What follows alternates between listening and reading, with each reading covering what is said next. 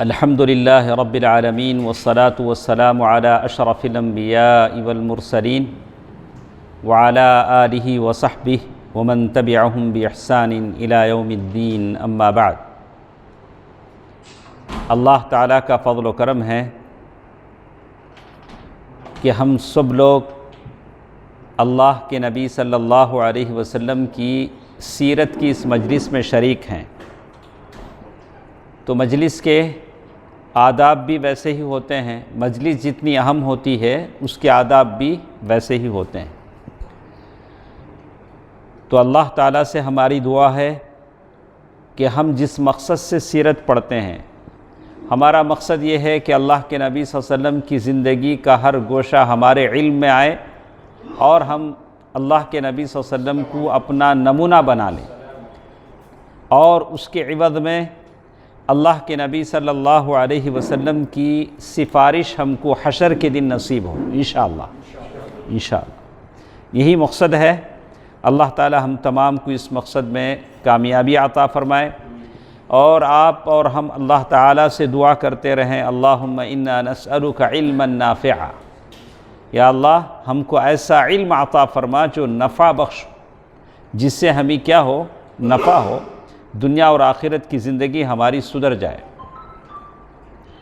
کل جو آخری بات ہمارے ساتھ تھی، اللہ کے نبی صلی اللہ علیہ وسلم شام کی سفر پر گئے۔ شام کی سفر پر ابو طالب ان کو اپنے ساتھ لے گئے، تو ہم نے سنا کہ وہاں جو بحیرہ جو راہب تھا جس کا نام کیا تھا، جرجیس، تو اس نے دیکھ کر کہا کہ اس بچے کو آپ شام مت لے جائیے، بصرہ شہر میں پہنچے تھے، یہاں سے واپس لے جائیے۔ تو ابو طالب نے اپنے چند دوستوں کے ساتھ ان کو واپس بھیج دیا۔ بعض سیرت لکھنے والوں نے لکھا کہ واپس جو بھیجا بلال رضی اللہ تعالیٰ عنہ کے ساتھ واپس بھیجا۔ آپ مانیں گے؟ یعنی اس رائے کو مانا جائے گا کہ اگر لکھیں کہ بلال رضی اللہ تعالیٰ عنہ کے ساتھ اللہ کے نبی صلی اللہ علیہ وسلم کو واپس بھیجیں ہیں، تو ایسا بھی لکھنے والے لکھتے ہیں شاید اس وقت بلال پیدا ہی نہیں ہوئے تھے، اگر تھے تو ابو طالب اور ابو بکر رضی اللہ تعالیٰ عنہ کے ساتھ نہیں تھے۔ تو اسی لیے صحیح بات یہ ہے کہ ابو طالب نے اپنے کسی نوکر کے ساتھ، غلاموں کے ساتھ اللہ کے نبی صلی اللہ علیہ وسلم کو واپس بھیج دیا۔ اس کے بعد ہمارے ساتھ ایک اور چیز ہمارے ساتھ ہے کہ اللہ کے نبی صلی اللہ علیہ وسلم نبی بنائے جانے سے پہلے کچھ جنگیں ہوئیں، وار ہوئے، تو اس میں سے ایک وار جنگ کی بات ہے جنگ فجار۔ جنگ فجار یہ جنگ اس وقت پیش آئی جب اللہ کے نبی صلی اللہ علیہ وسلم کی عمر 15 برس کی تھی۔ کتنی؟ 15 برس۔ تو یہ جنگ دونوں کے بیچ میں پیش آئی۔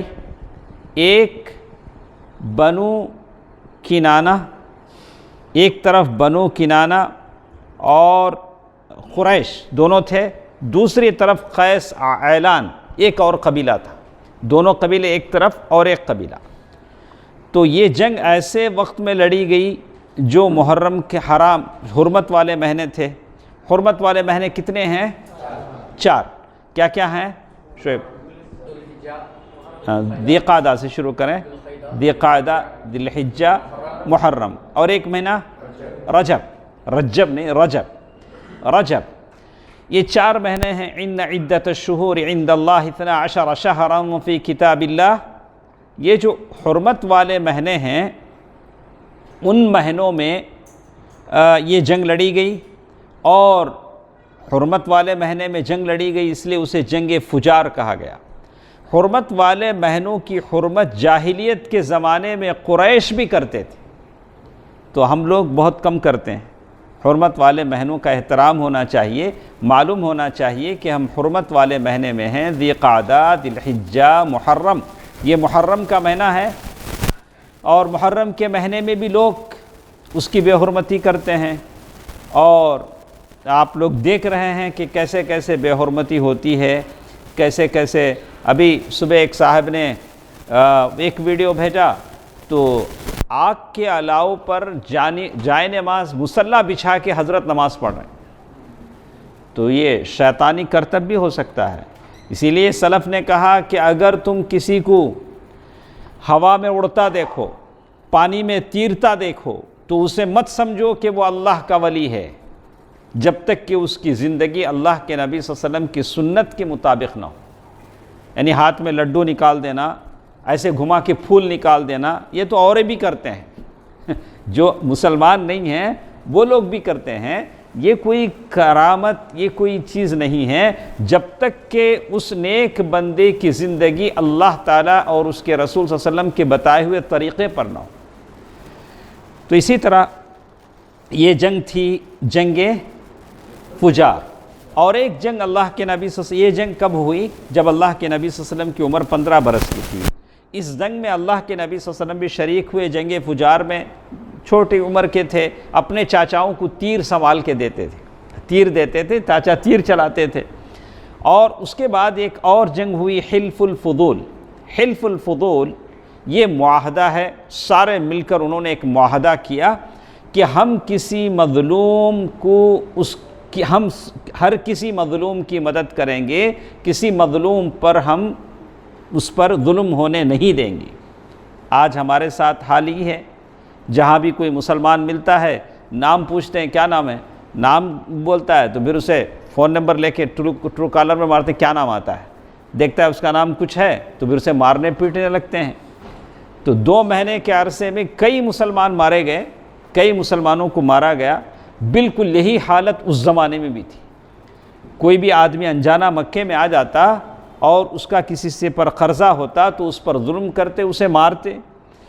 تو یہ چند قبائل کے درمیان یہ جنگ، یہ معاہدہ ہوا۔ جیسے کہتے ہیں یہ سارے جو قبائل ہیں قریش کے، ایک واقعہ ہوا، اس کے نتیجے میں یہ حلف الفضول والا معاہدہ ہوا۔ ہم آپ کو بتائیں گے کہ واقعہ کیا تھا جس کی وجہ سے وہ سارے لوگ جمع ہو کر یہ فیصلہ کیے۔ سارے لوگوں نے مل کر عبداللہ بن جدعان تیمی، وہ زمانے کے بڑے مشہور آدمی تھے، ان کے گھر میں سارے جمع ہوئے اور سب نے مل کر کہا کہ ہم سارے مظلوموں کی مدد کریں گے، چاہے وہ مکے والا ہو یا مکے سے کہیں باہر سے آیا ہو۔ مکے میں کسی سے اس سے پیسے لینا تھا، کسی کا قرضہ لینا تھا، باہر کا آدمی، اسی لیے سپورٹ کیا ہوتا ہے؟ کم ہوتا ہے۔ اگر ہمارا لوکل آدمی ہو تو اس کا سپورٹ زیادہ ہوتا ہے۔ تو کہتے ہیں کہ ایک معاہدہ تھا، اس معاہدے کی اس کا سبب انہوں نے بتایا کہ زبید کا ایک آدمی، قبیلہ زبید کا ایک آدمی سامان لے کر مکہ آیا، باہر کا ایک آدمی سامان لے کر مکہ آیا۔ مکے کا ایک آدمی عاص بن وائل نے اس سے سامان خریدا اور پیسے نہیں دیا، پیسے اس نے نہیں دیے۔ اب اس نے اپنا حق مانگا تو یہ دینے کو تیار نہیں تھا۔ تو کئی لوگوں کے پاس ہو گیا کہ بھئی میرا حق دلا دو، میں نے اسے سامان دیا ہے، پیسے نہیں دے رہا، کسی نے اس کی مدد نہیں کی۔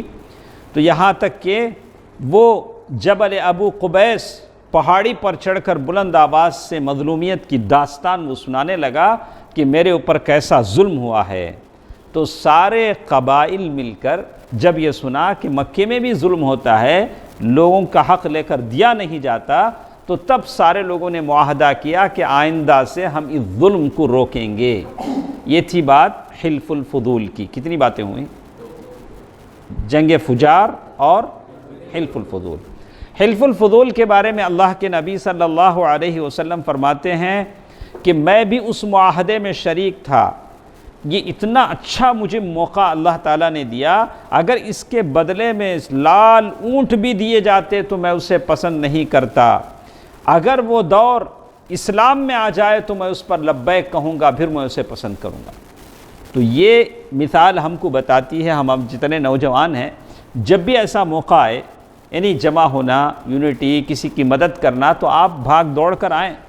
کچھ لوگ ارے اس سے ہم کو کیا لینا ہے، یہ سردرد ہم کو نہیں چاہیے، اس میں انوالو میں نہیں ہوتا۔ ارے آپ کس میں انوالو ہوں گے؟ کسی میں نہیں ہوتے ہیں تو آپ کس میں ہوں گے؟ آپ کو اللہ کے نبی صلی اللہ علیہ وسلم کہہ رہے ہیں کہ ایسا موقع اگر آتا، کمیونٹی کی مدد کرنا، کسی انسان کی مدد کرنا، کسی مظلوم کی فریاد رسی کرنا، ایک ایسا موقع ہے جس کو ہم دیکھنا اور سننا چاہتے ہیں۔ تو یہاں ایک بات کہتے ہیں تو ایک باتیں تھیں۔ اس کے بعد اور ایک چیز ہمارے پاس ہے، اللہ کے نبی صلی اللہ علیہ وسلم کی ابتدائی زندگی کیسے گزرتی تھی۔ ہم جتنے یہاں بیٹھے ہیں ہماری معیشت کا کوئی نہ کوئی ذریعہ ہے۔ معیشت بولے تو زندگی کی گاڑی چلانے کا، چاہے نوجوان ہو، ادھیڑ عمر کا ہو، بوڑھا ہو، بزرگ ہو، ہر کوئی اپنی زندگی چلانے کے لیے کوئی نہ کوئی روزی روٹی کا راستہ اختیار کرتا ہے۔ کسی کو راستے مل جاتے ہیں، کسی کو کشادہ راہیں ملتی ہیں، کسی کی روزی تنگ ہو جاتی ہے، کوئی روزی تلاش کرتے کرتے رہ جاتا ہے، کسی کو راستے ملتے ہی نہیں۔ اور جب کہ اللہ تعالیٰ کہتے ہیں کہ تمہارا رزق کہاں ہے؟ آسمانوں میں تمہارا رزق، وَفِي السَّمَاءِ رِزْقُكُمْ وَمَا تُوعَدُونَ، رزق تمہارا آسمانوں میں۔ رزق کی چابیاں بتا دی گئیں، یہ کرو تمہاری روزی روٹی میں برکت ہوگا۔ اللہ کے نبی صلی اللہ علیہ وسلم کی زندگی ایسی تھی کہ جوان تھے، کوئی کام متعین نہیں تھا، کوئی کام نہیں تھا، لیکن آپ بکریاں چرایا کرتے تھے، چونکہ وہاں کا وہ یہ تھا بکریاں چرانا۔ اللہ کے نبی صلی اللہ علیہ وسلم قبیلہ سعد کی بکریاں چرائیں، جب قبیلہ سعد، پھر اللہ کے نبی صلی اللہ علیہ وسلم مکے والوں کی بکریاں چند پیسوں میں چراتے تھے، اور 25 سال کی عمر جب اللہ کے نبی صلی اللہ علیہ وسلم کی ہوئی تو وہ زمانے میں ام المؤمنین خدیجہ رضی اللہ تعالی عنہ مکے کی بڑی مالدار خاتون تھی۔ تو عورتوں کو بھی موقع دینا چاہیے کچھ کرنے کا، عورتوں کے پاس اچھے اچھے منصوبے ہوتے ہیں، اگر وہ حدود شریعت کے حدود میں رکھ کر کرنا چاہیں تو آپ ان کو سپورٹ کیجئے۔ ام المؤمنین کی سیرت کو دیکھیے کہ مالدار خاتون ہیں، اپنا مال وہ زمانے میں مکے میں نہیں، باہر کے جو نائبر کنٹریز ہیں وہاں وہ بھیجتی ہیں تجارت کے لیے۔ کیا اللہ تعالیٰ نے وہ زمانے میں یہ دیا ہوگا، کتنی بڑی تجارت ام المؤمنین کی ہوگی۔ تو 25 سال کی عمر میں اللہ کے نبی صلی اللہ علیہ وسلم بھی ام المؤمنین خدیجہ رضی اللہ تعالیٰ عنہ کا مال لے کر شام کی طرف گئے۔ تو خدیجہ رضی اللہ تعالیٰ عنہ کے ابا کا نام کیا تھا؟ خدیجہ بنت خویلد۔ تو اور اصول یہ تھا، مضاربت کے اصول پر ایک حصہ لیتی تھی۔ مضاربت کسے کہتے ہیں؟ مضاربہ، ادھر جو معلوم ہے وہ نہیں بولیں گے۔ جو مضاربت کہتے ہیں کہ مال آپ کا، محنت میری، محنت میں کروں گا، مال آپ لگائیں گے، تو اس منافع جو آئے گا اس میں سے آپ کو میں پرسنٹیج دوں گا، ایک حصہ دوں گا، ایک مضاربہ ہے۔ تو ام المؤمنین خدیجہ رضی اللہ تعالی عنہ اللہ کے نبی صلی اللہ علیہ وسلم کے ساتھ ایسی کرتی تھیں۔ پورا قبیلہ تاجر پیشہ تھا، تو اب ان کو معلوم ہوا کہ مکے میں ایک نوجوان ہے جس کی بات میں سچائی ہے، راست گو ہے، بہت سیدھی بات کرتا ہے، سچی بات کرتا ہے، امانت دار ہے، اس کے اخلاق بہت بلند ہے، مکارم اخلاق کا مالک ہے۔ تو انہوں نے اللہ کے نبی صلی اللہ علیہ وسلم کو پیغام بھیجا، کیا اچھا ہو کہ آپ میرا مال لے کر جائیں، تجارت کریں آپ کو۔ تو ان کا جو نوکر تھا میسرہ، اس نوکر کا نام کیا تھا؟ میسرہ، اس کے ساتھ مال دے کر بھیجا۔ تو کہا کہ آپ مال لے جائیں، کاروبار کریں، میں دوسروں کو جو دیتی ہوں اس سے بہتر آپ کو دوں گی۔ تو آپ صلی اللہ علیہ وسلم نے یہ پیشکش قبول کر لیا، اور مال لے کر، ساتھ نوکر بھی تھا، شام کی طرف چلے۔ اور جب واپس آئے تو ام المؤمنین خدیجہ رضی اللہ تعالی عنہا نے مال میں بڑی برکت دیکھی، بڑی برکت دیکھی، بڑی اچھی تجارت ہوئی۔ اور پھر میسرہ، وہ سفر میں آدمی کیا ہوتا ہے؟ جانا جاتا ہے۔ آپ یہاں رہیں بات الگ ہے، کبھی کسی کے ساتھ آزمانا ہے تو کیا کرنا؟ سونے کو گھس کو دیکھ، آدمی میں بس کو دیکھ۔ سونے کو کیا کرتے ہیں؟ گھس کو دیکھتے، آدمی میں کیا کرنا؟ بس کو دیکھنا۔ کالی اوپر سے، شیخ صاحب اچھے ہیں، تھم بنا ہوئے نہیں۔ ان کے ساتھ کیا کرو، ایک دن دو دن بتاؤ، دیکھو انہوں غصے میں کیسے رہتے، نارمل حالت میں کیسے رہتے۔ آدمی کب جانا جاتا؟ غصے میں ہے، اندر کا پورا باہر آ جاتا، زبان سے کیا ہوتا؟ پوری چیزیں باہر آ جاتی، صاحب کیا ہیں۔ تو میسرہ نے اللہ کے نبی صلی اللہ علیہ وسلم کو سفر میں دیکھا، سفر کے شب و روز دیکھے، تو آ کر اس نے بیان کیا کہ آپ بڑے میٹھی اخلاق، شیریں اخلاق کے مالک ہیں، بلند پایا کردار، موزوں انداز فکر، اور راست گو بالکل سچ بولنے والے ہیں، امانت دار ہیں۔ یہ سارے طریقے انہوں نے جو دیکھے، یہ ساری طریقے میسرہ نے کس سے بولے؟ خدیجہ رضی اللہ تعالیٰ عنہ سے۔ اور خدیجہ رضی اللہ تعالیٰ عنہ بھی ایسی تھی کہ اب جس عورت کی اتنی بڑی تجارت ہو، کون شادی کرنا نہیں چاہے گا؟ بڑے بڑے رؤساء نے شادی کا پیغام دیا تھا ام المؤمنین خدیجہ رضی اللہ تعالیٰ عنہ کو، لیکن منظور نہیں کیا۔ لیکن جب اللہ کے نبی صلی اللہ علیہ وسلم کا حال انہوں نے دیکھا تو کہا کہ یہ میرا جوہر ہے، یہ میرا گم گشتہ جوہر ہے، یہ میرا موتی ہے جو گم ہو گیا تھا، اب مل گیا۔ تو کیا کیا؟ نفیسہ بنت وہب، کیا نام ہے ان کا؟ نفیسہ بنت منبہ، نفیسہ نام ہے، تو ان کے ساتھ انہوں نے پیغام بلا بھیجا۔ اللہ کے نبی صلی اللہ علیہ وسلم کو کیا بھیجا؟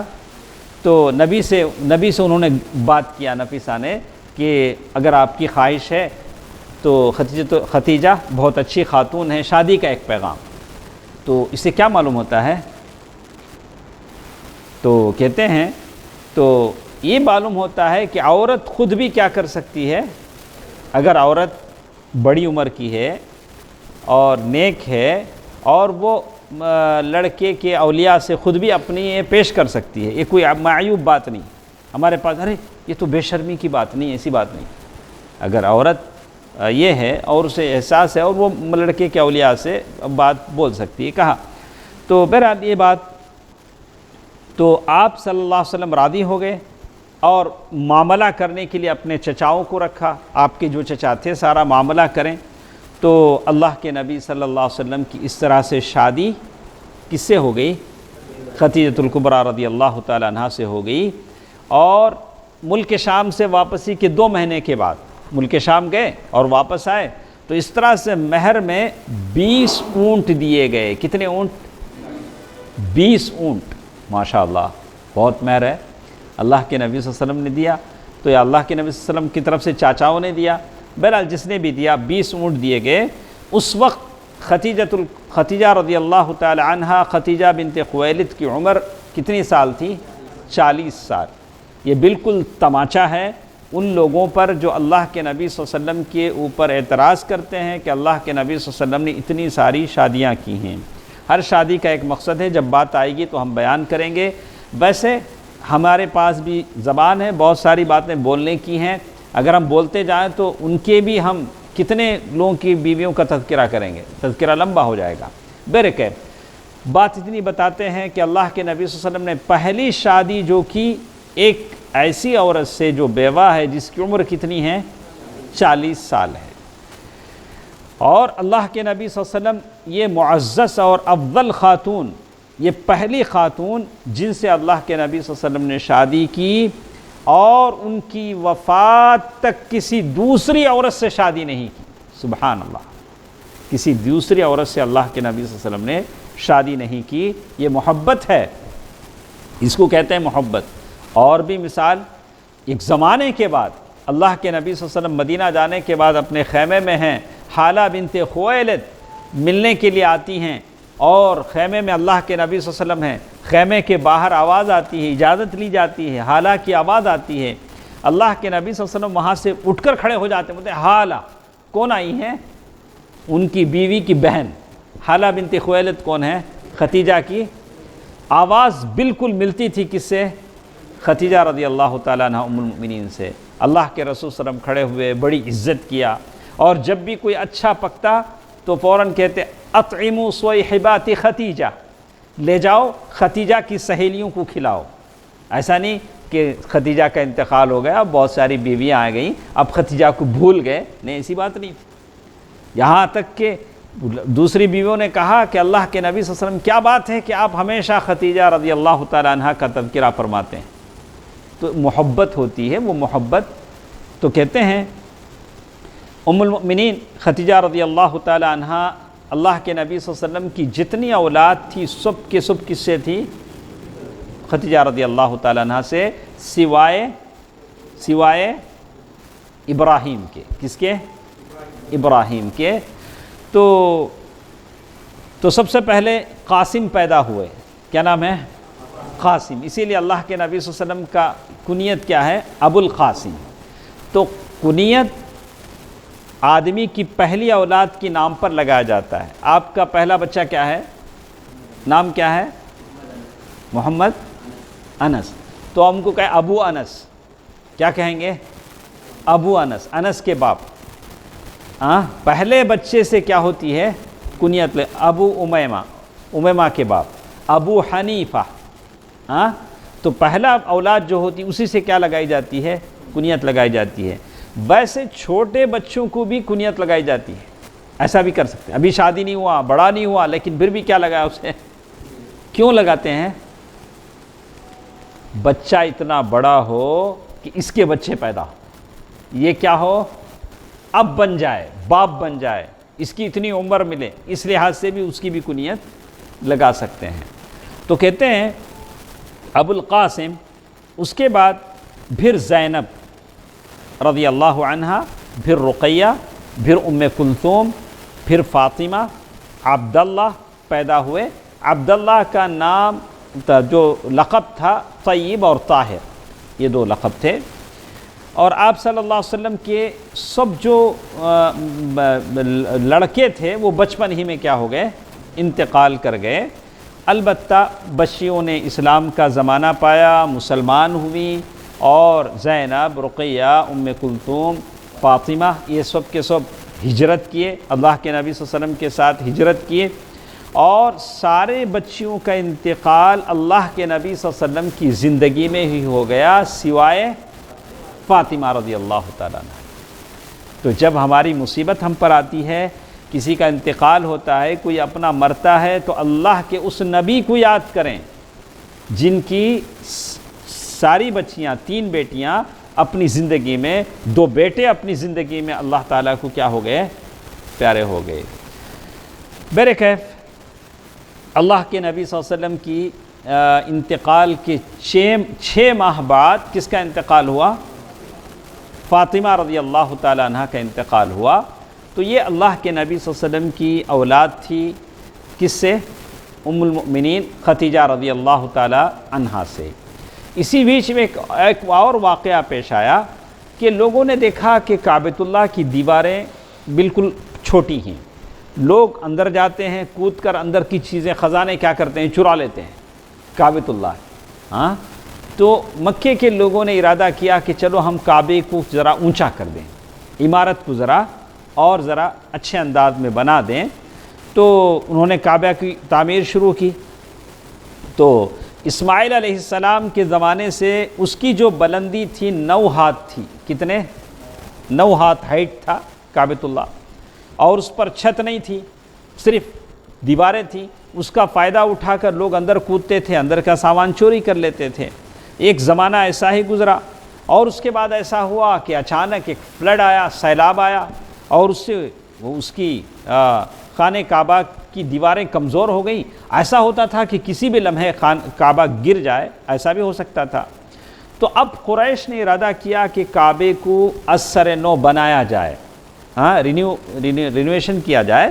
تو لیکن ایک شرط انہوں نے رکھی کہ صرف حلال مال لیں گے۔ کیا نہیں لیں گے؟ حرام مال نہیں لیں گے۔ حرام مال میں اس زمانے میں کیا تھی؟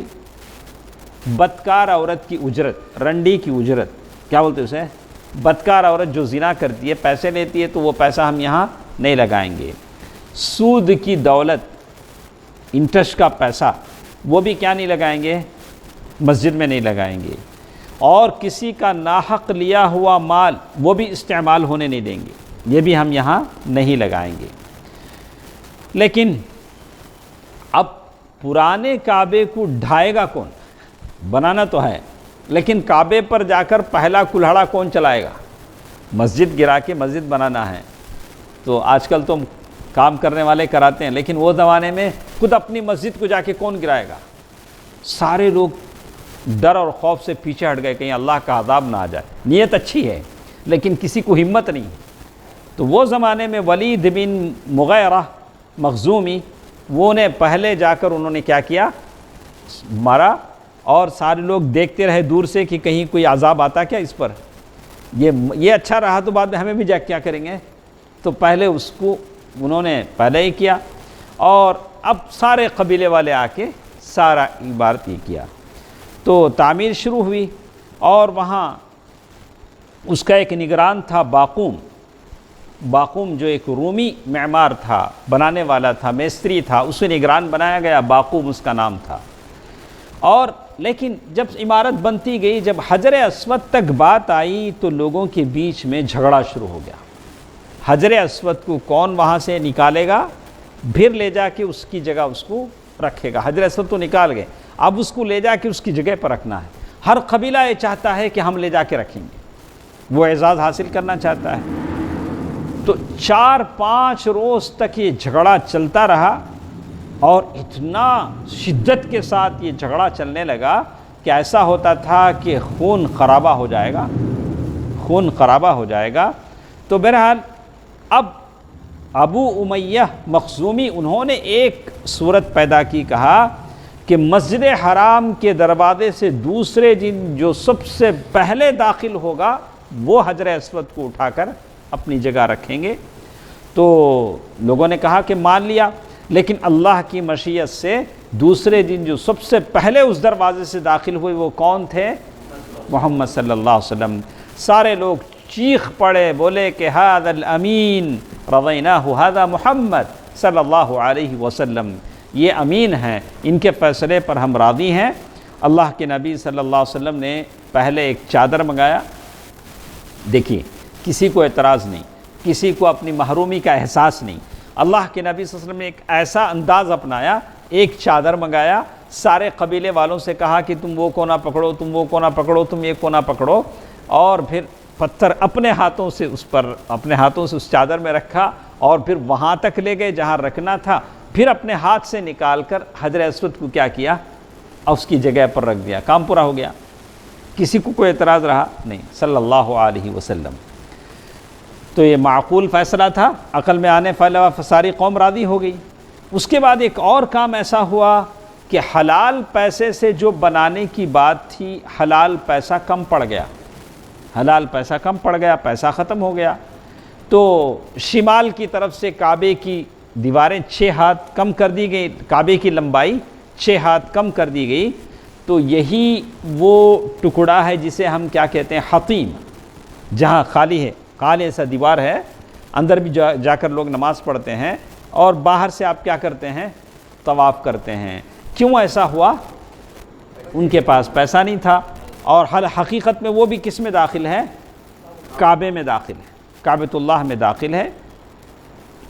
تو اس کے بعد شیخ نے بڑی لمبی بحث کی ہے، ہم اسے چھوڑ کر آگے بڑھتے ہیں کہ کیسے وہ تمام چیزیں تھیں۔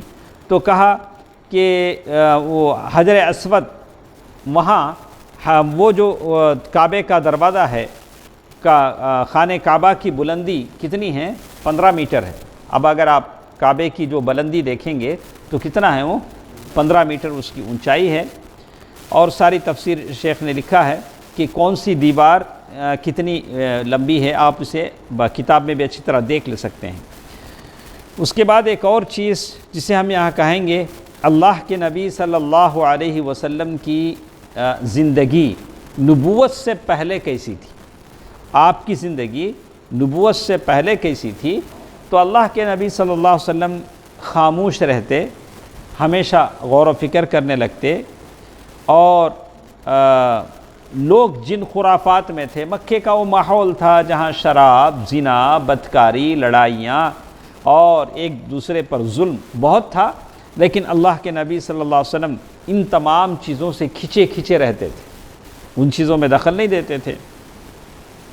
اور اللہ کے نبی صلی اللہ علیہ وسلم اس ماحول میں رہ کر بھی کبھی شراب کو ہاتھ نہیں لگایا۔ جاہلیت کے زمانے میں ابھی نبی نہیں بنائے گئے ہیں، لیکن شراب کو اللہ کے نبی صلی اللہ علیہ وسلم نے ہاتھ نہیں لگایا، اور وہ ذبیحہ نہیں کھایا جو آستانوں پر ذبح کیا جاتا ہے، جو مزاروں پر، درگاہوں پر، آستانوں پر جو ذبح ہوتا تھا، اللہ کے نبی صلی اللہ علیہ وسلم نے نہیں کھایا۔ اور بتوں کے نام پر جو میلے، جو عرس، ٹھیلے وہاں ہوتے تھے، اس پر کبھی اللہ کے نبی صلی اللہ علیہ وسلم شریک نہیں ہوئے۔ نبوت سے پہلے اللہ تعالیٰ نے نبی کی کیا کیا؟ حفاظت فرمایا۔ سبحان اللہ۔ کیسے؟ ہم اس سے پہلے سنے ہیں وہ واقعہ شق صدر کا، اللہ کے نبی صلی اللہ علیہ وسلم کا سینہ پھاڑا گیا، اس میں سے جبریل امین نے وہ حصہ نکالا، کہا ھذا حظ الشیطان، ھذا حظ الشیطان من، یہ شیطان کا حصہ ہے، اور پھر اس کو زمزم کے پانی میں تشت میں رکھ کر دھویا گیا، پھر اس کو رکھ کر سی دیا گیا۔ تو اللہ کے نبی صلی اللہ علیہ وسلم کو شروع ہی سے بتوں کی عبادت سے سخت نفرت تھی، اور اللہ کے نبی صلی اللہ علیہ وسلم نے کبھی اس کو پسند نہیں کیا۔ لیکن جیسے کہتے ہیں عام لوگوں میں ایک خواہش ہوتی ہے، ویسے اللہ کے نبی صلی اللہ علیہ وسلم کے دل میں بھی کبھی خواہش آئی۔ تو کہتے ہیں کہ ایک مرتبہ ایسا ہوا، میں بھی بکریاں چراتا تھا، میرے ساتھ والے بکری چرانے والے کو میں نے کہا کہ ایسا کرو، تم میرے بکریوں کا ریوڑ سنبھالو، تو فلاں گھر میں شادی ہے، اور رات میں وہ قصے کہانیاں ڈھول بجتا تھا۔ ہاں، جیسے ہمارے ہاں شادی کی رات کیا ہوتا ہے، شادی کل ہے تو آج کیا ہوتا ہے، کیا ہوتا ہے ہاں، تو کہتے ہیں کہ ایسے ہی ہمارے پاس وہ شادی کی رات، میں بھی جاؤں گا، جا کر وہ شبانہ گوئی سنوں گا، رات میں جو بولتے ہیں وہ ساری باتیں سنوں گا۔ تو اس کے بعد میں نکلا، اور ابھی مکے کے پہلے گھر ہی پہنچا تھا کہ باجے کی آواز سنائی دی، میں نے باجے کی آواز سنائی، میں نے دریافت کیا کہ کیا ہے، لوگوں نے بتایا کہ فلاں فلاں کی شادی ہے۔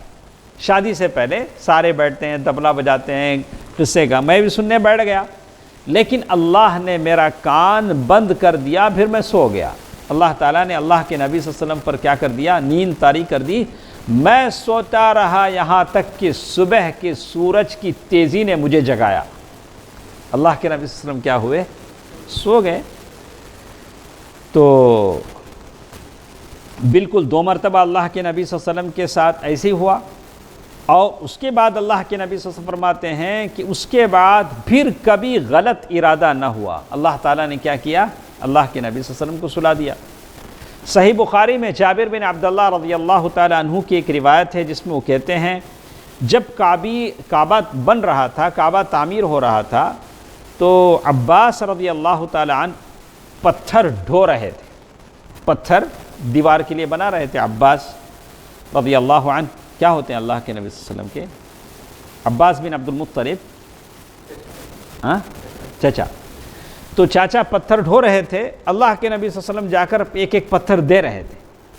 تو پتھر اللہ کے نبی صلی اللہ علیہ وسلم نے سر پہ رکھا، تو چاچا نے کہا کہ اچھا ہے کہ سر چبھے گا پتھر، تم ایسا کرو، تمہاری جو لنگی ہے، تہبند ہے، اسے کیا کرو، سر پہ رکھ لو، جیسے پتھر ڈھونے والے کرتے ہیں۔ تو جیسے ہی انہوں نے ایسا کیا، اپنا تہبند نکال کے، سر، چھوٹے بچے ہیں، تہبند پر رکھا، سر پر رکھا، بے ہوش ہو کر گر پڑے۔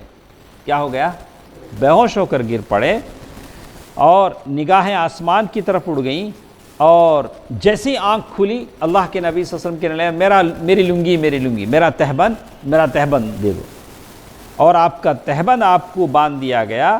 تو اس کے بعد یعنی اللہ کے نبی صلی اللہ علیہ وسلم کبھی بھی اپنا جسم اللہ کے نبی صلی اللہ علیہ وسلم نہیں کھولے۔ تو اللہ تعالیٰ اپنے رسولوں کی ایسے ہی حفاظت کرتا ہے۔ یہ اللہ کے نبی صلی اللہ علیہ وسلم کا کردار تھا، آپ کے فاضلانہ اخلاق تھے، کریمانہ عادات تھے، جس سے اللہ تعالیٰ نے آپ کو نوازا تھا۔ بالکل سچ بولنے والے اور پاک نفس، سب سے زیادہ کریم اللہ کے نبی صلی اللہ علیہ وسلم تھے، جس کی وجہ سے لوگ آپ کو کیا بولتے تھے، امین بولتے تھے۔ کیا بولتے تھے، امین بولتے تھے۔ تو اس کے بعد ایک اور زندگی ہمارے ساتھ ہے، غار حرا کی زندگی۔ کون سی زندگی، غار حرا کی زندگی۔ غار حرا مکے سے 4 میل لگتا ہے نا، 4 کلومیٹر کے فاصلے پر ایک غار ہے، جبل ابو قبیس، جبل الرحمہ، جبل النور، جبل النور کہیں گے، جبل النور یا جبل الاسلام، جو بھی آپ کہیں، جبل النور، اس پہاڑ پر غار حرا ہے۔ تو کتنا لگے گا، جیسے 630 پر 4 میٹر اوپر ہے وہ پہاڑ، یعنی عام زمین سے اس کی اونچائی اتنی لمبی ہے۔ تو یہ غار حرا ہے جہاں اللہ کے نبی صلی اللہ علیہ وسلم جا کر بیٹھ جاتے تھے، اس غار میں جا کر بیٹھ جاتے تھے۔ بس 4-5 آدمی بیٹھ سکیں گے، اور پتہ بھی نہیں چلے گا کہ یہ غار ہے۔ پیچھے سے اگر آپ جائیں گے تو وہاں آپ کو وہ غار ملے گا۔ تو یہ غار حرا اللہ کے نبی صلی اللہ علیہ وسلم جاتے تھے۔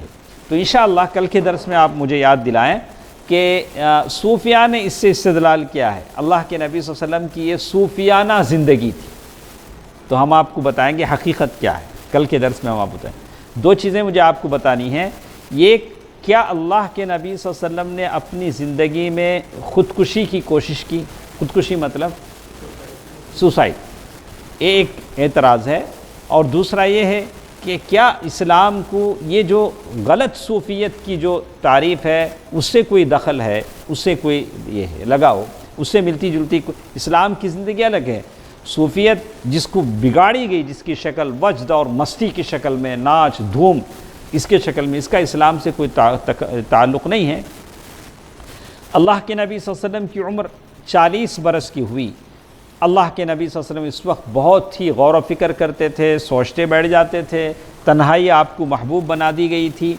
تو ستو اور پانی لے کر مکے سے دور 2 میل کے مطلب 4 کلومیٹر 3 کلومیٹر پڑتا ہے، مکے سے کعبے سے 2 میل کی دور پر یہ غار تھا، غار حرا۔ اللہ کے نبی صلی اللہ علیہ وسلم وہاں جاتے تھے۔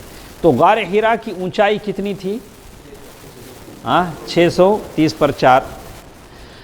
تو اللہ کے نبی صلی اللہ علیہ وسلم کو مکے کا وہ جو ماحول جو برا تھا، جہاں گناہ ہوتے تھے، کتنی نفرت تھی، دور ہٹ گئے اس ماحول سے، اور تاکہ اللہ تعالیٰ کی عبادت کریں۔ تو وہ جو غار تھا جس کی لمبائی 4 گز اور چوڑائی 1.25 گز تھی، اس پورے غار کی لمبائی 4 گز اور چوڑائی 1.25 گز تھی۔ تو کہتے ہیں، اور کبھی ایسا ہوتا کہ ام المؤمنین خدیجہ رضی اللہ تعالیٰ عنہ بھی آپ کے ساتھ جاتی۔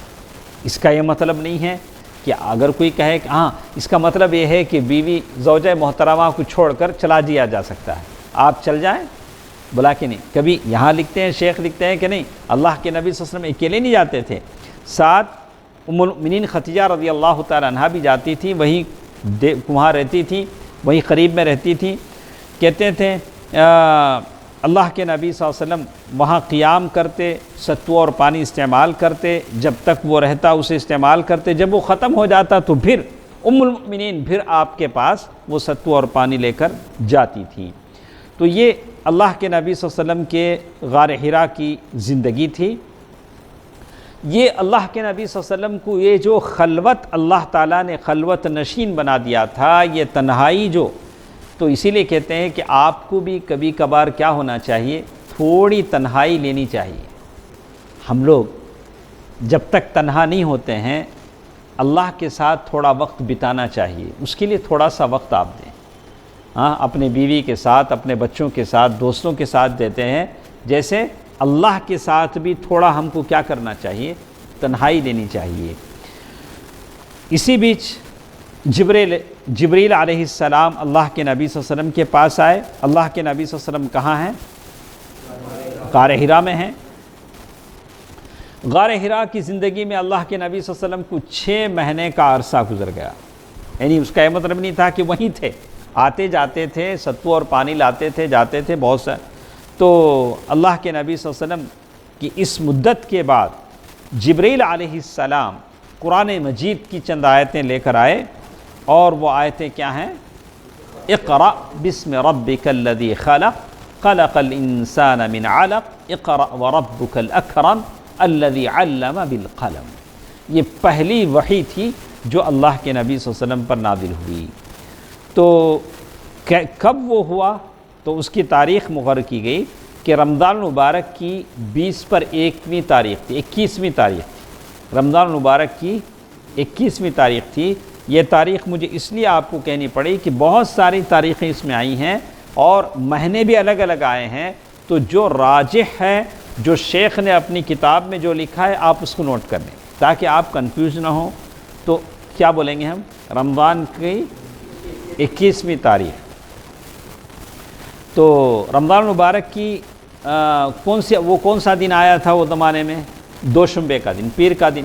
اللہ کے نبی صلی اللہ علیہ وسلم سے کہا گیا کہ آپ پیر کے دن کیوں روزہ رکھتے ہیں؟ تو کہا کہ اس لیے کہ مجھے اس دن نبی بنایا گیا اور اس دن میں پیدا ہوا، دونوں اللہ کے۔ تو انگریزی تاریخ کیا تھی؟ تو بتایا اگست کی 10 تاریخ تھی۔ اگست 10 تاریخ چلا گیا نہیں؟ تو اگست کی کیا تھی؟ 10 تاریخ تھی اور 610 عیسوی، وہ 610 عیسوی تھا۔ تو اللہ کے نبی صلی اللہ علیہ وسلم کی عمر وہ زمانے میں کیا تھی؟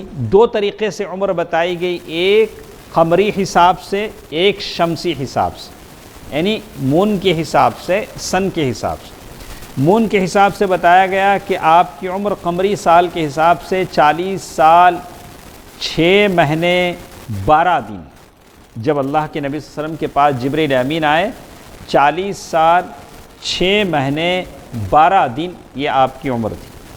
اور شمسی حساب سے وہ کیسے تھے؟ 30 پر 9 سال 3 مہینے 22 دن، 30 پر 9 سال 3 مہینے 22 دن یہ تھا۔ تو کیوں یہ رمضان المبارک کہا گیا؟ تو بعض لوگوں نے کہا کہ ربیع الاول کا مہینہ تھا، لیکن صحیح بات یہ کہ جب وحی نہ آئی تو وہ رمضان المبارک کا مہینہ تھا، اس لیے کہ قرآن کیا کہتا ہے؟ شہر رمضان الذی انزل فیہ القرآن، رمضان میں قرآن نازل ہوا۔ تو اللہ کے نبی صلی اللہ علیہ وسلم نبی کب بنائے گئے؟ رمضان کے 22 رمضان، نہیں ہم لوگ 21 کتنا 21۔ تو اور ایک چیز میں ایک تھی، انا انزلناہ فی لیلۃ مبارکہ، انا انزلناہ فی لیلۃ مبارکہ۔ تو اس سے 21ویں تاخراتی بھی معلوم ہوتا ہے کہ وہ رات کون سی تھی؟ تاخرات کی رات، تاخرات تھی۔ تو جبریل امین اللہ کے نبی صلی اللہ علیہ وسلم کے پاس آئے تو وحی کی جو ابتدا ہوئی وہ خوابوں سے ہوتی تھی۔ اللہ کے نبی صلی اللہ علیہ وسلم رات میں جو خواب دیکھتے تھے دن میں ویسے ہی ہوتا تھا۔ آپ صلی اللہ علیہ وسلم غار حرا میں خلوت کی زندگی فرماتے اور کئی رات گھر تشریف لائے بغیر مصروف عبادت رہتے، تو اس کے لیے آپ صلی اللہ علیہ وسلم توشہ لے جاتے تھے اور توشہ ختم ہو جائے تو پھر واپس آتے۔ ام المؤمنین خدیجہ رضی اللہ تعالیٰ عنہ آپ کے لیے توشہ تیار کرتی، پھر آپ صلی اللہ علیہ وسلم غار حرا میں جاتے۔ تو جبریل امین جب آئے تو کیا کہا؟ اقرا، پڑھو۔ تو پہلی وحی کہاں سے شروع ہوئی؟ پڑھنے کے الفاظ سے شروع ہوئی، اور اللہ کے نبی صلی اللہ علیہ وسلم پر قرآن مجید کی سورۃ العلق کی یہ آیتیں نازل ہوئی۔ اس کے بعد کہتے ہیں ان آیات پہلی مرتبہ ایسا ہو رہا تھا کہ انسان اللہ کے ایک فرشتے سے انسان کی ملاقات تھی۔ بہت بڑی بات کہ انسان کے لیے پہلی ملاقات تھی اللہ تعالیٰ کے ایک بڑے فرشتے سے جس کی 600 سے زائد پر ہیں۔ جبریل امین فرشتوں کے سردار ہیں، اور پھر اس طرح سے قرآن نزول وحی کا سلسلہ ہو رہا ہے، اقرأ بسم ربک الذی خلق۔ تو اللہ کے نبی صلی اللہ علیہ وسلم کا دل کانپنے لگا، اور اللہ کے نبی صلی اللہ علیہ وسلم ویسے ہی آئے اور خدیجہ بنت خویلد کے پاس تشریف لائے۔ اور آدمی کو جب بھی کوئی پریشانی آتی ہے، اگر بیوی ڈھنگ کی ہو تو جا کر کس سے سناتا ہے؟ کسے سناتا ہے؟ بیوی کو نہ بولے گا، لیکن شرط ہے بیوی کیا ہونا چاہیے؟ ڈھنگ کی ہونی چاہیے۔ ام المؤمنین خدیجہ بنت خویلد کو دیکھیے کیسے اس مشکل میں اللہ کے نبی صلی اللہ علیہ وسلم کو انہوں نے دلاسا دیا، ڈھارس باندھی، ہمت باندھی۔ اگر ڈھنگ کی نہ ہو، وہ بھی سر میں ہاتھ، او ایسا ہوا، وہ بھی روتے بیٹھ جائے گی، کام نہیں بنے گا۔ جب آپ کو منافع آتا ہے تو آپ پہلے کس سے بولتے ہیں؟ زوجہ محترمہ سے، حجی ایسا ہوا، لاس آیا تو بھی زوجہ محترمہ کو سناتے ہیں۔ لیکن شرط کیا ہے؟ صحیح طور سے ڈیل کرنے والی اچھی بیوی ہو، صالحہ ہو، قانتہ ہو، وہ دنیا کے انداز کو سمجھ سکتی ہو۔ اگر ایسی ہو جو جلد پریشان ہو جائے، بالکل وہ آپ سنا کر دوہری مصیبت مول لیں، تو ایسا نہ سنانا اچھا ہے۔ ایسی بیوی کو کیا نہیں کرنا اچھا ہے؟ نہیں سنانا اچھا ہے۔ اللہ کے نبی صلی اللہ علیہ وسلم اس فراست مند، بڑی عقیل، ذہین، فطین اس عورت کو اللہ کے نبی صلی اللہ علیہ وسلم سنا رہے ہیں، کہہ رہے ہیں کہ میرے ساتھ ایسا واقعہ پیش آیا، زملونی، مجھے چادر اڑا دو، مجھے کیا کر دو؟ چادر اڑا دو۔ انہوں نے فوراً شوہر کے کہنے پر فوراً چادر اڑا دیا، انتظار کیا کہ اللہ کے نبی صلی اللہ علیہ وسلم کی پریشانی تھوڑی کیا ہو، کم ہو۔ آتے ہی باہر کی، کبھی ایسا ہوتا ہے شوہر باہر پریشان ہو کے گھر آتا ہے، گھر آئے تو اسے کیا کیا جائے، تھوڑا سکون دیا جائے، اسے تھوڑا بٹھایا، اسے تھوڑا گلاس پانی دیا، تھوڑا آرام سانس لے لیا، اس کے بعد اپنی بپتا اسے سناؤ۔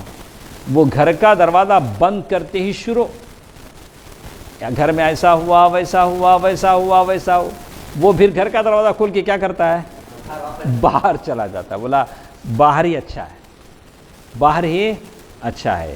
یہ اللہ تعالیٰ نے کہا کہ نہیں، یہ کیا ہے، جعل لکم من انفسکم ازواجا لتسکنوا الیہا، ہم نے یہ جو تمہارے جوڑے بنائے ہیں اس لیے بنائے کہ تمہارے ایک دوسرے کی دل کو کیا ملے، سکون ملے۔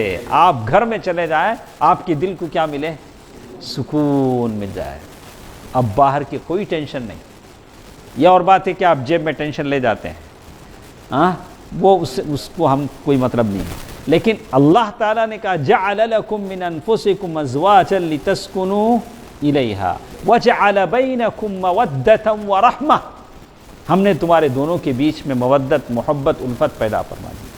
تو ام المؤمنین خدیجہ رضی اللہ تعالی عنہ نے دیکھا کہ اللہ کے نبی صلی اللہ علیہ وسلم پریشان ہیں، چادر اڑا دی، اور دیکھیے ایک اچھی بیوی اپنے شوہر کے لیے کتنا تڑپ رکھتی ہے، اور اللہ کے نبی صلی اللہ علیہ وسلم کہہ رہے ہیں کہ مجھے اپنی جان کا ڈر لگا ہے۔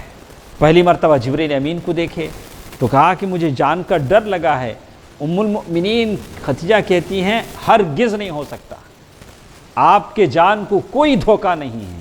کانفیڈنس، بھروسہ، شوہر کو اتنا بھروسہ دینے والی عورت ہو، بلا کوئی لاس نہیں آئے گا، آپ کو کوئی بیماری نہیں، اللہ شفا دے گا۔ تو ام المؤمنین خدیجہ رضی اللہ تعالیٰ نے کہا ہرگز نہیں، آپ مت ڈریں۔ کیوں؟ کہا کیا آپ صلہ رحمی کرتے ہیں، کیوں آپ کی جان کو خطرہ نہیں ہے، آپ صلہ رحمی کرتے ہیں، کینشپ کیا بولیں گے اسے، کینشپ، آپ صلہ رحمی کرتے ہیں۔ صلہ رحمی کرنے سے عمر بڑھتی ہے کہ نہ کہ گھٹتی ہے؟ عمر بڑھتی ہے۔ جو اپنی عمر بڑی کرنا چاہتا ہے وہ کیا کرے، صلہ رحمی کرے۔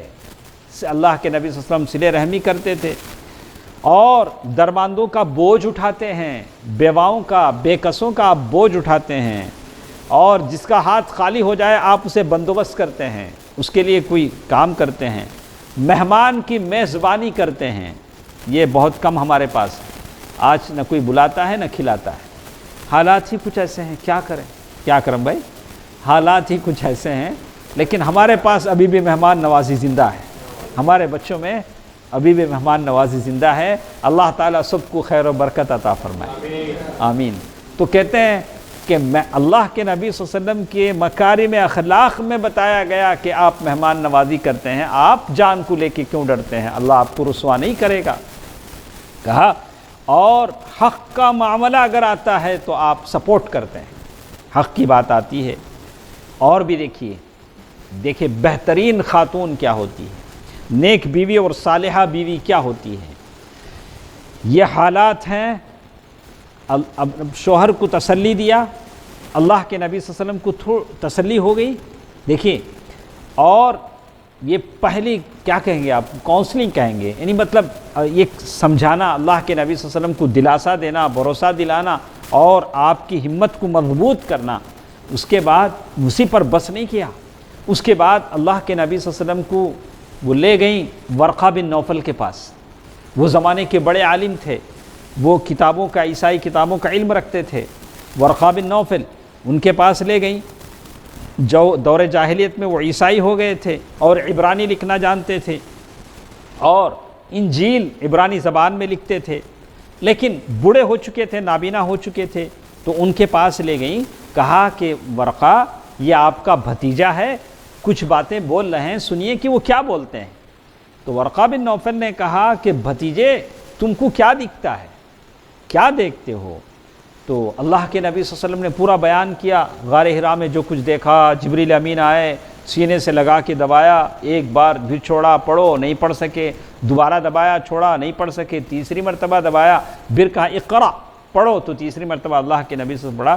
یہ ساری روداد انہوں نے سنائی، تو جیسے انہوں نے سنا تو کہا کہ یہ تو وہی ناموس ہے، یہ تو وہی فرشتہ ہے جو موسیٰ علیہ السلام پر کتاب لے کر نازل ہوا تھا۔ اے کاش میں ہٹا کٹا ہوتا، جوان ہوتا تو میں تمہاری سپورٹ کرتا، میں تمہاری مدد کرتا۔ تو ورقہ بن نوفل نے کہا کہ میں تمہاری مدد کرتا اس وقت جب تم کو مکے کے لوگ مکے سے نکال دیں گے۔ اللہ کے نبی صلی اللہ علیہ وسلم کو کتنا تعجب ہوا ہوگا، بولے کہ میں جس کو مکے والے امین کہتے ہیں، امانت دار کہتے ہیں، میں جس نے حجر اسود کو اس کی جگہ رکھا، لوگوں کے بیچ قتل و غارت گری سے میں نے صلح صفائی کرا دی، کیا مکے والے مجھے نکال دیں گے؟ اللہ کے نبی صلی اللہ علیہ وسلم کو بڑا تعجب ہوا۔ تو ورقہ بن نوفل نے کہا کہ ہاں مکے والے تمہیں نکال دیں گے، اس لیے کہ تم ایسا پیغام لائے ہو، جس کسی نے بھی ایسا پیغام لایا ہے اس کے ساتھ ایسا ہی ہوا ہے، اس کے ساتھ ایسا ہی ہوا ہے۔ تو انہوں نے کہا کہ لیکن ورقہ بن نوفل کی یہ خواہش تھی، لیکن اس کے بعد وہ جلد ہی فوت ہو گئے، اور پھر پہلی وحی کے بعد وحی رک گئی۔ کیا ہوا تھا؟ پہلی وحی آئی، اس کے بعد وحی رک گئی۔ اب وہ زمانہ کتنا تھا، وہ بریک یعنی وہ مدت کتنی لمبی تھی، کتنے زمانے تک وحی رکی، الگ الگ لوگوں کی یہ ہیں۔ اور اللہ کے نبی صلی اللہ علیہ وسلم کے بارے میں کہتے ہیں کہ کبھی میں سوچتا تھا کہ کیا چیزیں مجھے آ رہی ہیں، اللہ کے نبی صلی اللہ علیہ وسلم فیصلہ نہیں کر پا رہے تھے۔ جیسے کہتے ہیں کہ میں نے کبھی سوچا میں پہاڑ کی چوٹی پر جا رہا ہوں، وہاں سے اپنے آپ کو نیچے لڑکا دوں گا۔ یہ خیال کسے آیا؟ اللہ کے نبی صلی اللہ علیہ وسلم کو۔ اور اپنا خاتمہ کر لوں گا، اپنا خاتمہ کر لوں گا اور ہمیشہ کے لیے راحت پا جاؤں گا۔ یہ خیال کسے آیا؟ کل ہم اس کا جواب دیں گے کہ اسی کو لے کر لوگوں نے اعتراض کیا کہ کیا اللہ کے نبی صلی اللہ علیہ وسلم نے اس طرح کا کوئی خیال آیا؟ تو یہاں الفاظ ہیں، انشاءاللہ کل ہم آپ کو یہ کریں گے۔